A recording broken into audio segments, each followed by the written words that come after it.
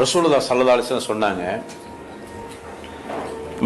மன் குன்ன ஃபீஹி ஸலாஸுன், யாருக்கிட்ட 3 அம்சங்கள் இருக்கிறதோ, ஒரு வசியத்து சொல்றாங்க, யாருக்கிட்ட 3 அம்சங்கள் இருக்கிறதோ, ஹாஸபல்லாஹு ஹிஸாபன் யஸீரன், அல்லாஹ் அவருடைய கேள்வியை லேசாக்குவான், வ அத்கலஹுல்லாஹுல் ஜன்னத பிரஹ்மதிஹி அவ் கமா ஸல்லல்லாஹு அலைஹி வஸல்லம், அவரை அல்லாஹ் ரப்பல் ஆலமீன் அல்லாஹ்வுடைய ரஹ்மத்தால் சொர்க்கத்துக்கு அனுப்பி வைப்பான்.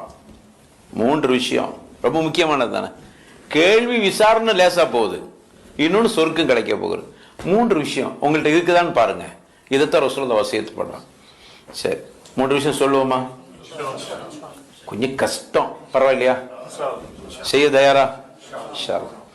அப்படி என்ன கஷ்டத்தை வர போகுது பாருங்க.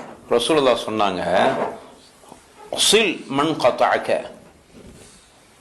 நீ ஒட்டி வாழு வெட்டி வாழுகிற உன்னுடைய உறவிடத்துல, அந்த உறவு வெட்டிக்கிட்டே போகுது. கல்யாணத்துக்கு சொல்றது இல்லை, அவ வீட்டில் நிறைய ஃபங்க்ஷன்லாம் நடத்தின ஒண்ணுமே சொல்ல இல்லை. நம்ம ஊர்ல தான் இருந்தோம். அப்போ அவங்களோட சேர முடியுமாங்க? உறவு வச்சுக்கிற முடியுமா? வெட்டுன்னு நினைக்கிறீங்கல்ல, ஏன் அவர் வெட்டிட்டாரு முதல்ல நீ தாப்பா கல்யாணத்துக்கு சொல்லல, அப்புறம் நான் சொல்ல மாட்டேன். இது நம்முடைய கலாச்சாரம். ரசூலுல்லாஹ் வேற மாதிரி சொல்றாங்க, அவன் உனக்கு வெட்டிட்டு போனானா நீ போய் ஒட்டு. என்னங்க நான் போய் ஒட்ட, எனக்கு மானம் இல்லையா, ரோஷம் இல்லையா, சூடு இல்லையா, சொரணம் இல்லையா, அப்படிலாம் கேட்குறீங்களா?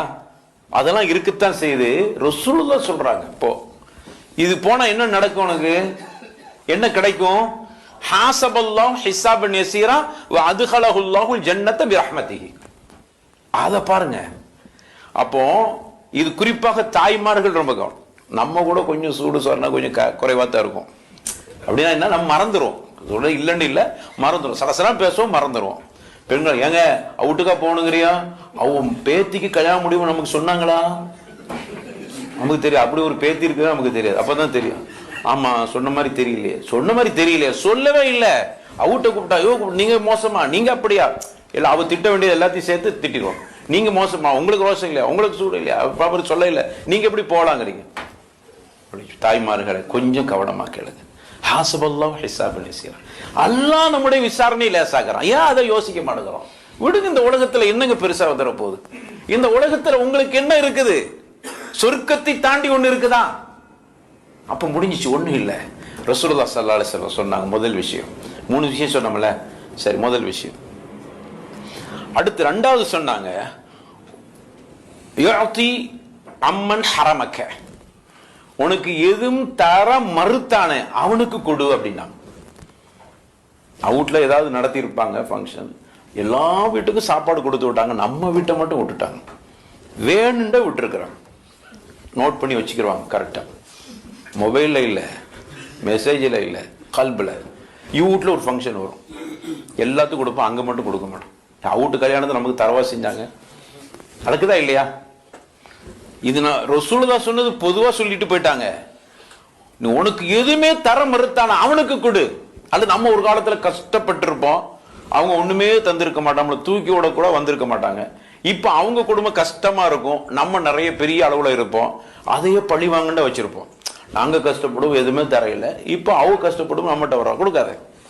இங்க இஸ்லாம் என்ன சொல்லுது பாருங்க, ரசூலுல்லாஹ் என்ன சொல்ற பாருங்க, உனக்கு கேள்வி விசாரணை குறையணும், லேசாக்கப்படணும், சொர்க்கம் கிடைக்கணும். அப்போ உனக்கு தரையில்லை, அவனுக்கு கொடு. நீ இப்படி கொடுத்தால் உனக்கு கேள்வி கணக்கு குறையும், அல்லாஹ்வுடைய ரஹ்மத்தால் சொர்க்கம் கிடைக்கும். சரி, இது 2வது. 3வது, 3மே நம்ம பார்வையில கஷ்டமா தான் இருக்கு. 3வது என்ன தெரியுமா? யஃபு அம்மன் லலமக, நீ மன்னிச்சிரு. உனக்கு அநீதம் செய்தான அவனை மன்னிச்சு. இவர் ஒண்ணுமே செய்யல, அவர் மன்னிக்கிறது இல்ல. உனக்கு நல்ல தெரியும், துரோகி நம்ம சொல்லுவோம், பச்சை துரோகி. அவன் கருப்பு துரோகி பச்சை துரோகி எப்படி இருக்கட்டும், உனக்குண்டே உன்னை அழி